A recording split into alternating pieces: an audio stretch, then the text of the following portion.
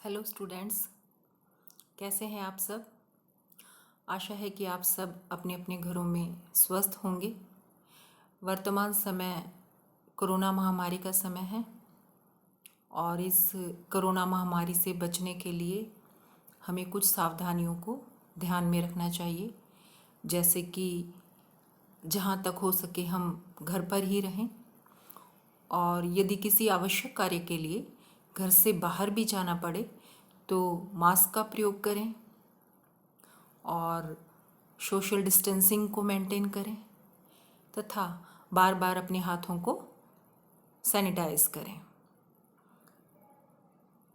और इन सब बातों का ध्यान रखकर हम काफ़ी हद तक कोरोना महामारी से अपने आप को बचा सकते हैं। तो चलिए आज का लेक्चर शुरू करते हैं। आज के लेक्चर में हम स्टडी करेंगे मार्केट के एक मेन कंसेप्ट सेलिंग कॉस्ट के बारे में। सेलिंग कॉस्ट की धारणा एकाधिकारी प्रतियोगिता बाजार की एक मुख्य धारणा है। एकाधिकारी प्रतियोगिता बाजार पूर्ण प्रतियोगिता बाजार तथा एकाधिकारी बाजार के बीच की स्थिति है। बच्चों, इससे पहले के लेक्चर में आप पूर्ण प्रतियोगिता बाजार तथा एकाधिकारी बाजार के बारे में अच्छी तरह जान चुके हैं और साथ ही पहले वाले लेक्चर्स में हमने एकाधिकारी प्रतियोगिता बाजार की विशेषताओं तथा एकाधिकारी प्रतियोगिता बाजार के अंतर्गत फर्म का संतुलन कैसे निर्धारित किया जाता है इसके बारे में अच्छी तरह से जाना। तो आज हम चर्चा करते हैं कि विक्रय लागतों के अंतर्गत एक फर्म किस प्रकार संतुलन की स्थिति में होती है।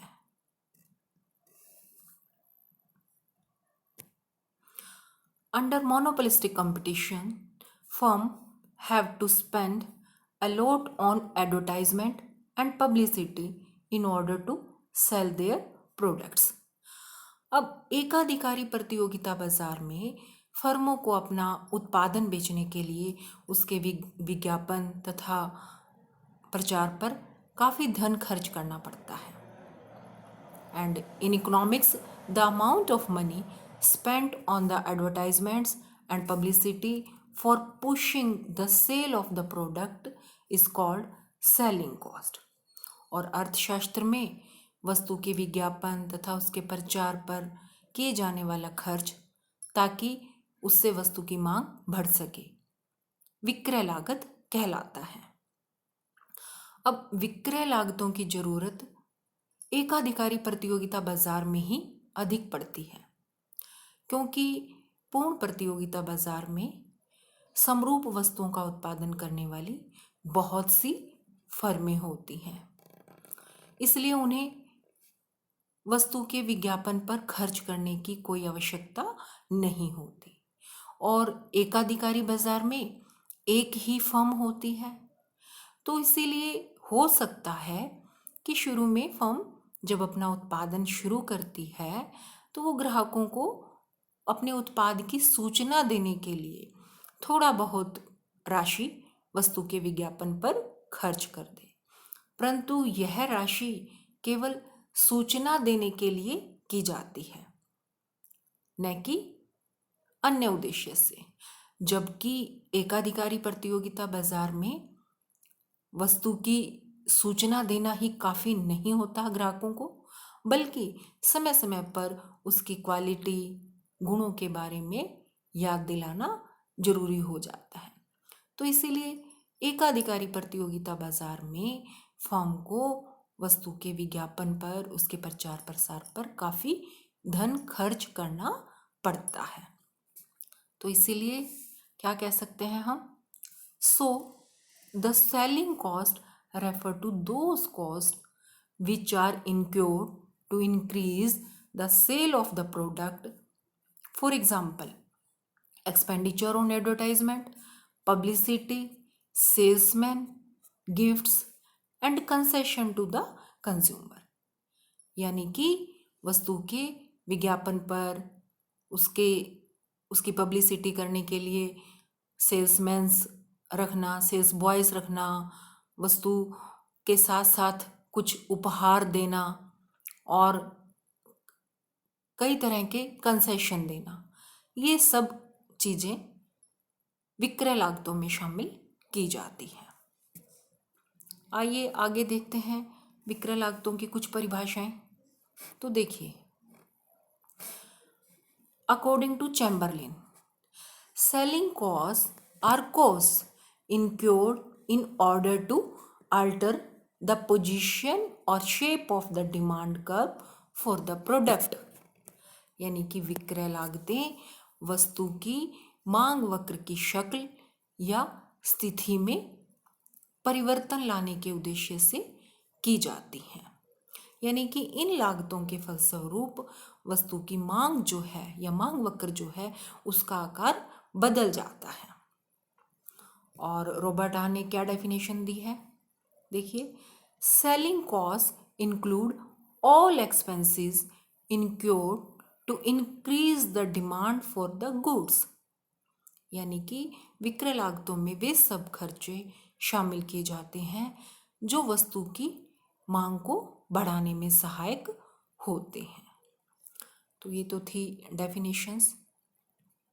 अब इसके बाद विक्रय लागतों के अंतर्गत फर्म का संतुलन का अध्ययन करने के लिए हमें कुछ मान्यताओं को लेकर चलना पड़ेगा।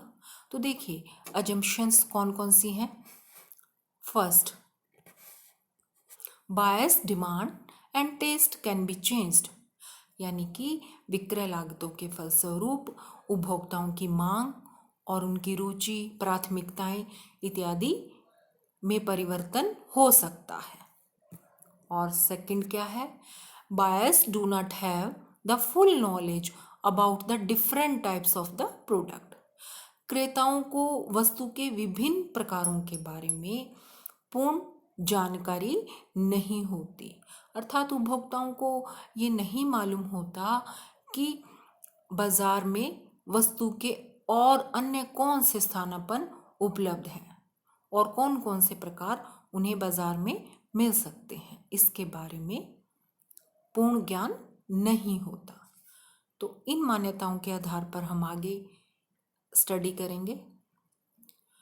अब फर्म के संतुलन का अध्ययन करने से पहले हम ये जानना चाहेंगे कि विक्रय लागतें प्रोडक्शन कॉस्ट यानी कि उत्पादन लागतों से किस तरह से अलग है। तो देखिए, क्या क्या अंतर है प्रोडक्शन कॉस्ट और सेलिंग कॉस्ट में। First, production cost are those cost which are incurred in order to make the commodity worthy of meeting the requirements of the customers।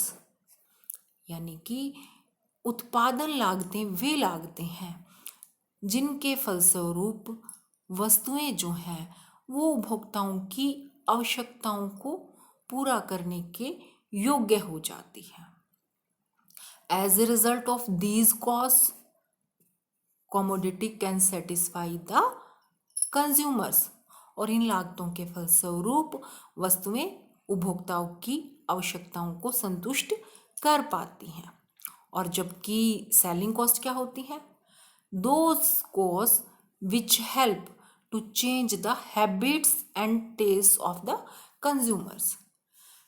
यानी कि विक्रय लागतें वे लागतें हैं जिनके फलस्वरूप उपभोक्ताओं की आदत, उनकी रुचि, उनकी प्राथमिकताएं, उनके टेस्ट में चेंज हो जाता है। ठीक है, और क्या अंतर है देखिए।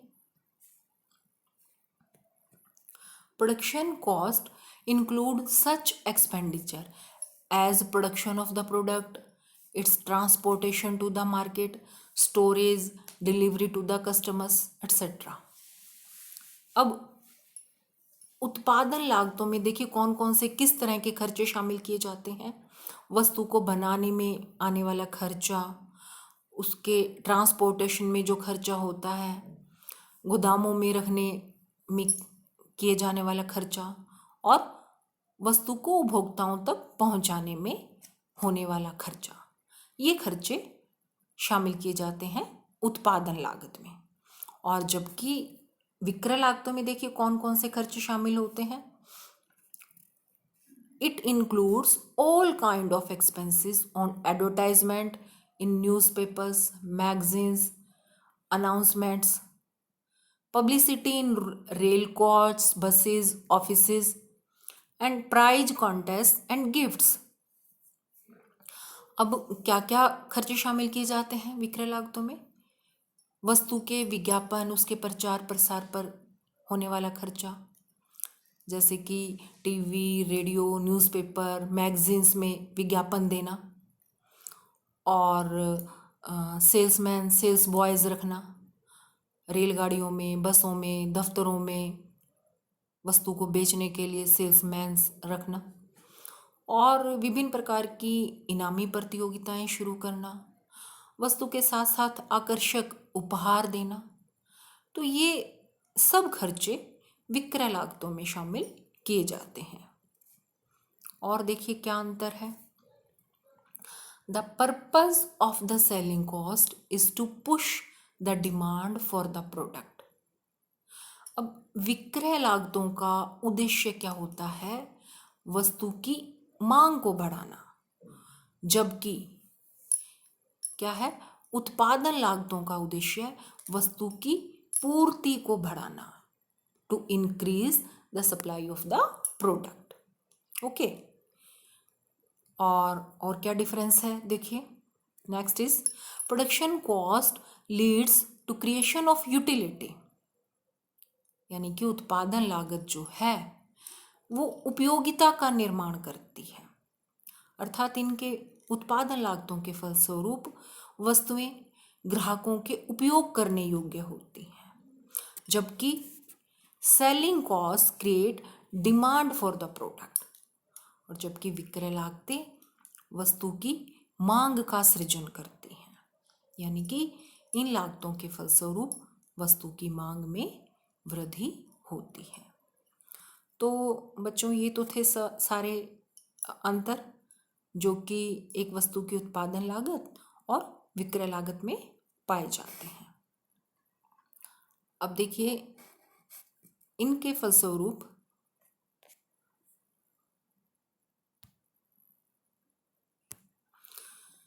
अब विक्रय लागतों के अंतर्गत फर्म का संतुलन आगे स्टडी करने से पहले हम देखते हैं कि विक्रय लागत का आकार कैसा होता है।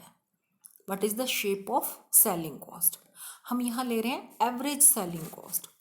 तो देखिए इस डायग्राम से क्या पता चल रहा है कि एवरेज सेलिंग कॉस्ट जो है वो क्या है? That is U shaped. U shape का मीनिंग क्या होता है कि पहले कॉस्ट कम होती है, फिर एक मिनिमम लेवल पर पहुंचती है, और फिर उसके बाद बढ़ना शुरू कर देती है।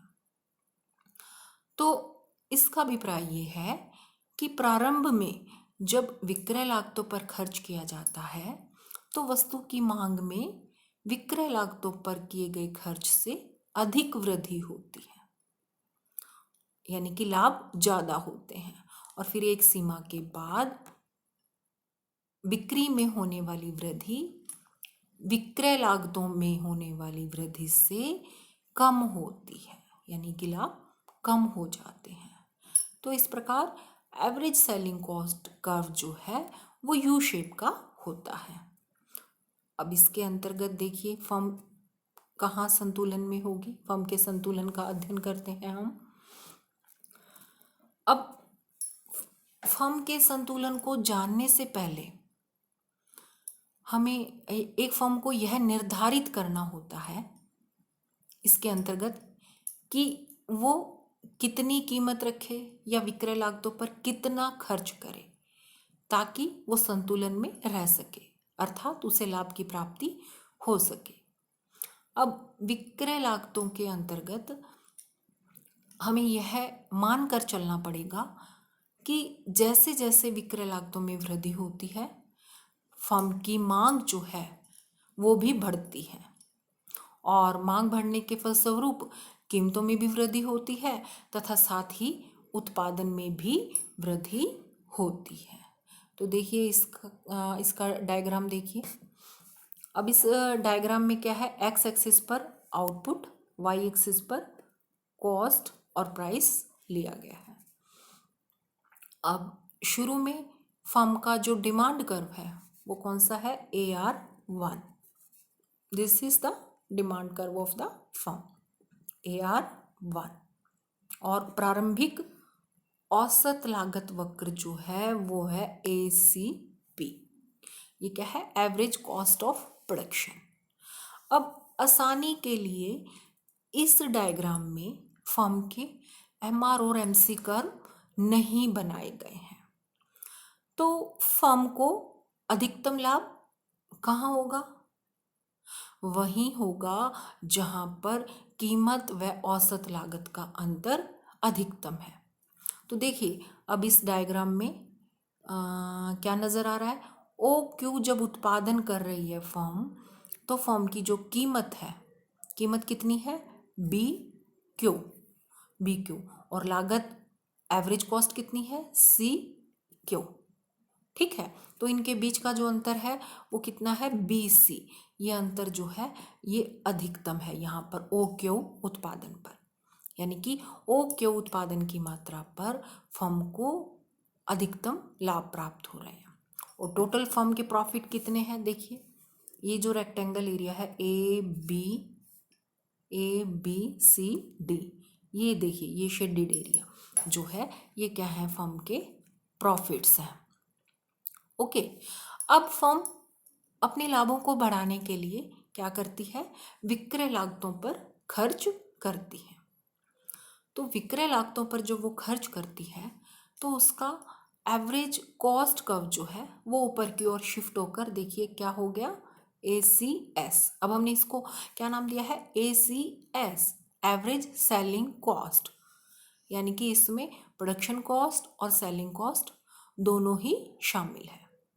अब हमने पहले ही ये माना था कि विक्रय लागतों के फलस्वरूप फर्म की मांग में वृद्धि होती है, तो मांग वक्र भी ऊपर की ओर शिफ्ट होकर क्या हो गया, AR2। अब वही कि OP उत्पादन की मात्रा पर कीमत और लागत में अंतर जो है वो अधिकतम है, तो पर यूनिट डिफरेंस कितना है, HG। ठीक है, तो ये HG क्या है, फर्म के प्रॉफिट है। और कुल प्रॉफिट कितने हो गए, EFGH, ये जो है EFGH, ये फर्म के टोटल प्रॉफिट हो गए। ये देखिए इसको हम शेडेड कर देते हैं। तो ये जो शेडेड एरिया है EFGH, ये जो फर्म के पहले के जो लाभ थे, वो जो रेक्टेंगल एरिया था ABCD, ये जो रेक्टेंगल एरिया था इससे ज़्यादा है, तो यानी कि फर्म के लाभ पहले से बढ़े हैं। अब इन लाभों से आकर्षित होकर फर्म और विक्रय लागतों पर खर्च करती है, तो इससे विक्रय जो कॉस्ट कर्व है वो और ऊपर की ओर शिफ्ट हो गया, क्या हो गया, ACS1। और मांग वक्र भी और ऊपर की ओर शिफ्ट होकर AR3 हो गया। अब फर्म OL उत्पादन की मात्रा पर फर्म को जो है पर यूनिट मैक्सिमम प्रॉफिट मिल रहा है, तो फर्म के टोटल प्रॉफिट कितने हो गए, IJKL, ये रेक्टेंगल एरिया, ये देखिए, और ये रेक्टेंगल एरिया जो है पहले के एरिया से जो था EFGH उससे ज़्यादा बड़ा है, यानी कि फर्म के प्रॉफिट पहले से बढ़े हैं। तो इस प्रकार विक्रय लागतों पर खर्च करने से फर्म के प्रॉफिट बढ़ रहे हैं। अब फर्म को ये निर्णय लेना है कि वो विक्रय लागतों पर कितना खर्च करे। अब फर्म उसी सीमा तक विक्रय लागतों पर खर्च करेगी जब तक उसको प्राप्त होने वाले लाभ विक्रय लागतों पर खर्च की गई राशि से ज़्यादा है, और उस समय वो विक्रय लागतों पर खर्च करना बंद कर देगी जब लाभ की राशि तथा विक्रय लागतों पर खर्च की गई राशि दोनों बराबर हो जाते हैं। तो इस प्रकार ये था विक्रय लागतों के अंतर्गत फर्म का संतुलन। आइए एक नज़र और इसको ड्रॉ करने में हम डालते हैं, देखिए ड्रॉ करके देखते हैं। ये हमारा वाई एक्सिस ये हो गया, एक्स एक्सिस, एक मिनट, एक्स एक्सिस थोड़ा सा हमें नीचे लेना पड़ेगा। एक्स एक्सिस पर हमने क्या लिया है, आउटपुट। यहाँ वाई एक्सिस पर कॉस्ट एंड रेवेन्यू, और हम ये लेते हैं, ये है फर्म का स्टार्टिंग का AR कर्व, और ये है फर्म का कॉस्ट कर्व ACP, और फर्म कॉस्ट और प्राइस के बीच अंतर मान लीजिए OQ उत्पादन पर अधिकतम है, और फर्म के प्रॉफिट हो गए, एक मिनट, ये देखिए, ये फर्म के प्रॉफिट हो गए A, B, C और D, ये है A, ये जो एरिया है। अब फर्म क्या है, विक्रय लागतों पर खर्च करती है, तो विक्रय लागत वक्र जो है वो ऊपर की ओर शिफ्ट हो जाता है, ये हो गया ACS, और मांग वक्र भी ऊपर की ओर शिफ्ट होकर हो गया AR1, और फर्म उत्पादन कर रही है, एक मिनट, ये OQ1 आउटपुट है यहाँ ये, और फर्म के प्रॉफिट्स जो हैं वो देखिए कितने हो गए। ABCD पहले एरिया लिया था हमने, सॉरी, ये कॉस्ट कर्व जो है, ये इस कॉस्ट कर्व से हमने ये परपेंडिकुलर डालना है, चला नहीं यहाँ पर थोड़ा सा ये मार्कर, ये हो गया ABCD, और ये हम नाम दे देते हैं EFG और H। ये रेक्टेंगल एरिया जो है पहले वाले रेक्टेंगल एरिया से ज़्यादा है, यानी कि फर्म के लाभ में वृद्धि हुई है। अब इन लाभों से आकर्षित होकर फर्म और विक्रय लागतों पर खर्च करती है, तो डिमांड कर्व और ऊपर की ओर हो गया AR2, और लागतें भी पहले से बढ़ गई, ये हो गई ACS1, और फर्म उत्पादन कितना करेगी, ये हम ले लेते हैं OQ2। थोड़ा सा कंजस्टेड स्पेस हो गया बेटा, एक मिनट। EFGH हमारे पास पहला था रेक्टेंगल एरिया, अब नाम दे देते हैं IJKL।